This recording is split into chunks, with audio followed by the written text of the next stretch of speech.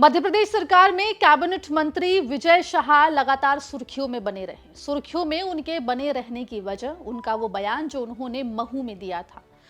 Operation सिंदूर के बाद colonel Sophia Qureshi को लेकर दिया हुआ उनका बयान काफी सुर्खियों में रहा। ये मामला कोर्ट तक पहुंच गया। अब आपको बता दें कि सुप्रीम कोर्ट ने इस पूरे मामले में सुनवाई की है, एसआईटी के गठन की बात कही है, जिसके बाद माना जा रहा है कि विजय शाह की मुश्किलें अब कम होती नहीं दिखाई देगी। पूरा मामला क्या है आपको हम विस्तार से इस रिपोर्ट में बताएंगे। नमस्कार, आप देख रहे हैं एमपी तक और मैं हूं आपके साथ आकांक्षा ठाकुर। दर्शकों को बता दें कि पहलगाम में हुए आतंकी हमले के बाद भारत की ओर से जवाबी कार्रवाई ऑपरेशन सिंदूर के रूप में की गई। ऑपरेशन सिंदूर के बाद सीजफायर हुआ, जिसके बाद मध्य प्रदेश सरकार में कैबिनेट मंत्री विजय शाह का एक बयान सोशल मीडिया पर काफी वायरल हुआ। महू में एक सभा को संबोधित करते हुए विजय शाह ने ऑपरेशन सिंदूर को लेकर बयान दिया, जिसमें वो कर्नल सोफिया कुरैशी को लेकर आपत्तिजनक बात कह गए।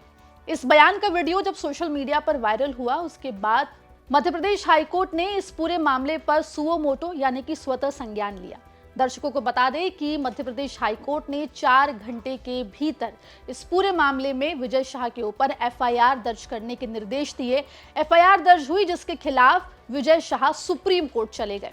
सुप्रीम कोर्ट में विजय शाह को काफी कड़े शब्दों में फटकार भी सुननी मिली। आपको बता दें कि इस मामले में 19 मई यानी कि सोमवार के दिन सुनवाई हुई थी। इस सुनवाई में जहां एक तरफ विजय शाह उम्मीद कर रहे थे कि उनको राहत मिलेगी, लेकिन ऐसा होता दिखाई नहीं दिया। हालांकि विजय शाह को अंतरिम राहत मिल गई है गिरफ्तारी से, लेकिन सुप्रीम कोर्ट की तरफ से उन्हें एक बार फिर कड़े शब्दों में फटकार सुनने को मिली। इतना ही नहीं, इस पूरे मामले में जांच के लिए सुप्रीम कोर्ट ने एसआईटी के गठन की निर्देश दे दिए हैं। अब एसआईटी के गठन के निर्देश के साथ साथ आपको बता दें कि 28 मई तक एसआईटी को जांच रिपोर्ट सुप्रीम कोर्ट में जमा करानी है। सवाल ये उठ रहा है कि एसआईटी के गठन के बाद विजय शाह की मुश्किल कैसे बढ़ती है। आपको बता दें कि सुप्रीम कोर्ट ने अपने फैसले में साफ तौर पे ये कहा है कि एसआईटी में आईपीएस ऑफिसर्स ही रहेंगे। आईपीएस ऑफिसर से नीचे के जो अधिकारी हैं वो एसआईटी में शामिल नहीं होंगे। साथ ही एक महिला आईपीएस अधिकारी का होना अनिवार्य कर दिया है। इतना ही नहीं, सुप्रीम कोर्ट ने अपने आदेश में साफ तौर पर यह भी कहा है कि इस एसआईटी में मध्य प्रदेश काडर का ऑफिसर तो हो सकता है, लेकिन उसकी पोस्टिंग मध्य प्रदेश के बाहर होनी चाहिए। कुल मिलाकर सुप्रीम कोर्ट इस पूरे मामले में काफी सख्त दिखाई दे रही है।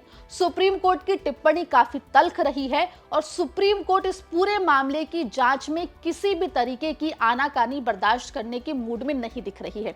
और इसीलिए सुप्रीम कोर्ट ने मध्य प्रदेश की मोहन सरकार को मंगलवार यानी कि 20 मई सुबह 10 बजे तक का समय दिया है एसआईटी के गठन की घोषणा करने के लिए कि आखिर किन किन अफसरों को इस एसआईटी में शामिल किया गया है। कुल मिलाकर माना जा रहा है कि एसआईटी के गठन के बाद इस पूरे मामले की जांच एसआईटी के द्वारा की जाएगी। जांच की जो रिपोर्ट है वो सुप्रीम कोर्ट में 28 मई को सबमिट की जाएगी। इस जांच रिपोर्ट के आधार पर आगे सुप्रीम कोर्ट विजय शाह मामले में फैसला लेता हुआ दिखाई देगा।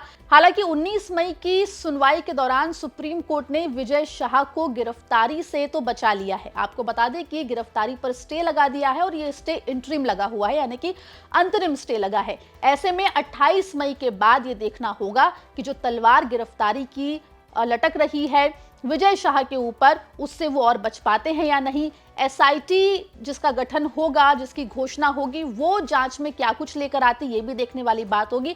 लेकिन फिलहाल ये कहना गलत नहीं होगा कि विजय शाह की मुश्किल फिलहाल बढ़ी हुई दिखाई दे रही है। इस पूरे मामले में जो भी अपडेट होगा एमपी तक आप तक लेकर आएगा। कोर्ट रूम में जो भी कुछ हुआ वो भी एमपी तक आप तक लेकर आया है।